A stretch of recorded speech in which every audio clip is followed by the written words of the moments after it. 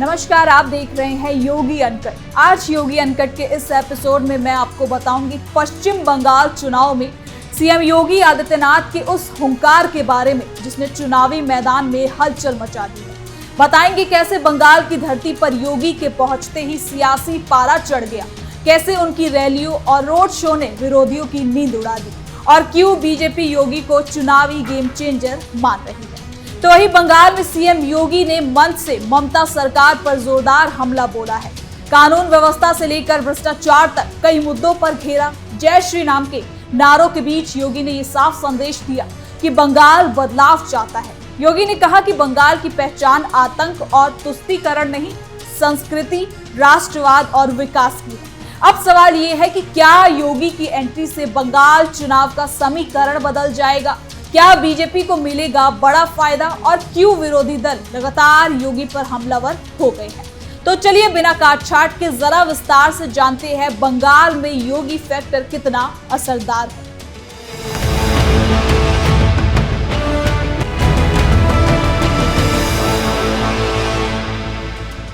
दरअसल पश्चिम बंगाल विधानसभा चुनाव 2026 अब अपने निर्णायक मोड़ पर पहुंच चुका है।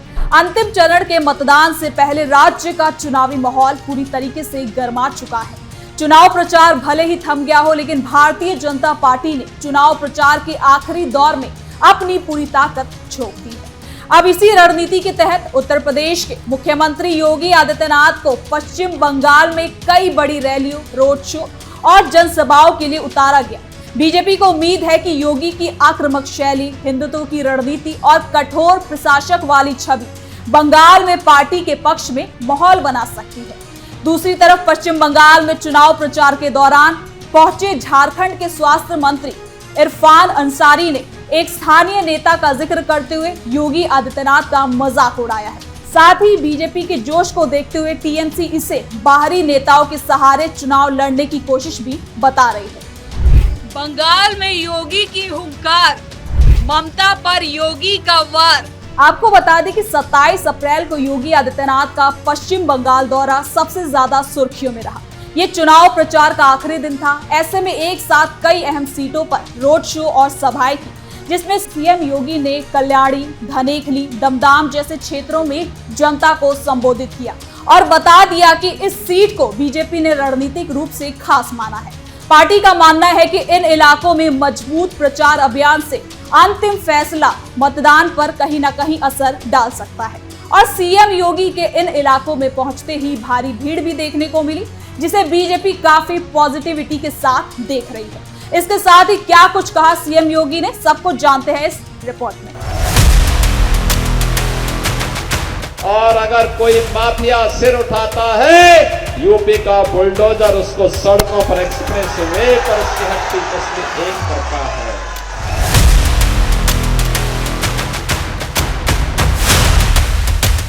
आखिरी वोटिंग से पहले बरसे योगी, ममता दीदी की लगाई क्लास। बंगाल चुनाव प्रचार प्रसार के दौरान सीएम योगी आदित्यनाथ ने अपनी सभाओं में पश्चिम बंगाल की ममता बनर्जी सरकार पर तीखे हमले किए। उन्होंने कहा कि बंगाल को हिंसा, भ्रष्टाचार और डर के माहौल से मुक्त कराना जरूरी है। योगी ने आरोप लगाया कि राज्य में लंबे समय से राजनीतिक हिंसा हो रही है और विपक्षी कार्यकर्ताओं को निशाना बनाया जा रहा है। बीजेपी लगातार बंगाल में कानून व्यवस्था को बड़ा मुद्दा बनाकर चुनाव लड़ रही है। योगी ने इसी मुद्दे को आगे बढ़ाते हुए कहा कि अगर बीजेपी सत्ता में आती है तो कानून का राज स्थापित किया जाएगा। जय श्री राम ना बोलने से नाराज हुए योगी। इसके साथ ही अपने भाषणों में योगी आदित्यनाथ ने धार्मिक और सांस्कृतिक मुद्दों को भी अहमियत दी। उन्होंने कहा कि बंगाल की पहचान उसकी संस्कृति, मां काली, संतों की परंपरा और राष्ट्रवादी विचारधारा से है। उन्होंने ये भी कहा कि जब कोई जय श्री राम बोलता है तो ममता बनर्जी नाराज हो जाती है। मैं देख करके भौचक रहता हूं बंगाल के समाचारों को जब सुनता हूं। बंगाल के अंदर ममता दीदी को जय श्री राम के नारे से परेशानी होती है। याद करिए, यही बंगाल की दरा है, यही कटवा है यही नवद्वीप है जहां पर आज से 500 वर्ष पहले चैतन्य महाप्रभु ने हरे कृष्णा कृष्णा कृष्णा हरे हरे, हरे रामा रामा रामा हरे हरे का संघनाद करके दुनिया के अंदर भारत की वैष्णव परंपरा का संघनाद किया था। आज उस धरा पर जय श्री राम बोलने पर ममता दीदी लाठी चलाती है, राम भक्तों पर लाठियों का प्रहार होता है, सरेआम गौ हत्या होती है, सैंड माफिया, लैंड माफिया हावी हो करके बंगाल के नौजवानों के रोजगार को छीनने का काम कर रहे हैं। न बेटी सुरक्षित है, न व्यापारी सुरक्षित है।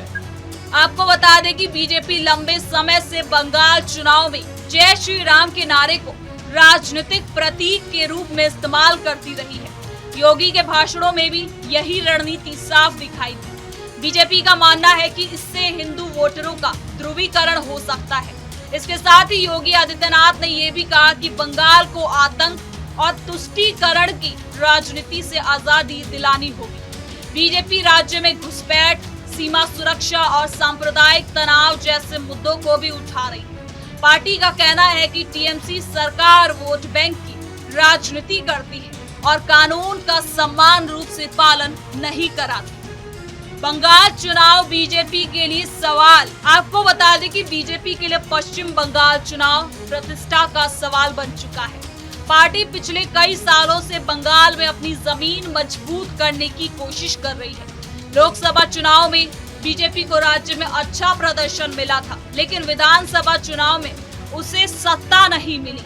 इस बार पार्टी पूरी ताकत से मैदान में उतरी है। प्रधानमंत्री नरेंद्र मोदी, गृह मंत्री अमित शाह, बीजेपी के अध्यक्ष नितिन नवीन और कई राज्यों के मुख्यमंत्री लगातार बंगाल में प्रचार कर रहे हैं।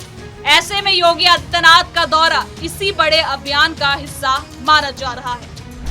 झारखंड नेता ने उड़ाया मजाक, बुलडोजर रणनीति पर उठाए सवाल। तो वही योगी अनकट में आगे आपको बता दें कि पश्चिम बंगाल विधानसभा चुनाव में उत्तर प्रदेश के सीएम योगी आदित्यनाथ बीजेपी के स्टार प्रचारक हैं, लेकिन कांग्रेस कैंडिडेट के प्रचार के लिए बंगाल पहुंचे झारखंड के मंत्री इरफान अंसारी ने योगी आदित्यनाथ का मजाक उड़ाया। एंटली में कांग्रेस कैंडिडेट कासिफ रजा का प्रचार करते हुए कहा कि योगी आदित्यनाथ की सभाओं में लोग कम, बुलडोजर ज्यादा होते हैं। इसके बाद इरफान अंसारी ने कहा कि ये बंगाल है, यहाँ उत्तर प्रदेश नहीं। योगी आदित्यनाथ यहाँ पर नियमित और संयमित होकर अपने बयान दें। यहाँ के युवा, यहाँ के लोग बाबा को पॉकेट में लेकर घूमते हैं। कोई रोक रहा है, सुप्रीम कोर्ट में कोई फाइट कर रहा है तो कांग्रेस पार्टी कर रही है। हमारी हिफाजत यदि कोई कर रहा है तो कांग्रेस पार्टी कर रही है। अभी यूपी के मुख्यमंत्री जी आए, कई जगहों में प्रचार कर रहे हैं। आदित्य योगी नाथ, जिसको बाबा बोलता है, ये लोग इतना जहर फैला रहा है।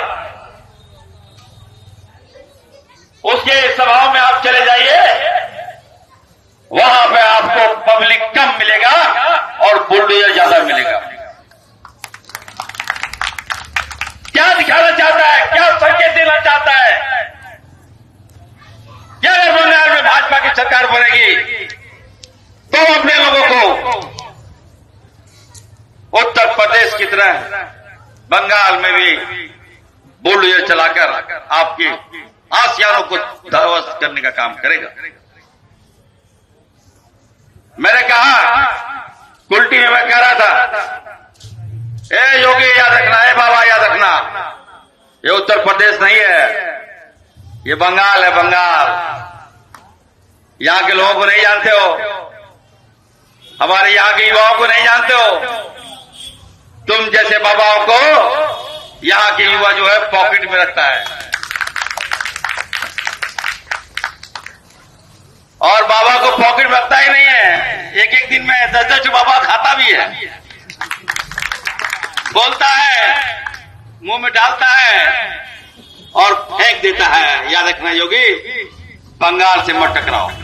इसके साथ ही आपको बता दें कि इरफान अंसारी ने ये वीडियो सीएम योगी को टैग करके पोस्ट भी किया है। दूसरी तरफ टीएमसी बीजेपी के इस अभियान को बाहरी हस्तक्षेप बता रही है। पार्टी नेताओं का कहना है कि बंगाल की जनता दिल्ली, लखनऊ से आए नेताओं से प्रभावित नहीं होगी।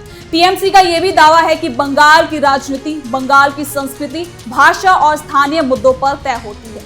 मुख्यमंत्री ममता बनर्जी लगातार सभाओं में बीजेपी पर हमला बोल रही है और ये कह रही है कि राज्य में शांति, विकास और सामाजिक सौहार्द बनाए रखना उनकी प्राथमिकता है। कुल मिलाकर फिलहाल पश्चिम बंगाल चुनाव 2026 में योगी आदित्यनाथ की एंट्री ने मुकाबले को और ज्यादा दिलचस्प बना दिया है।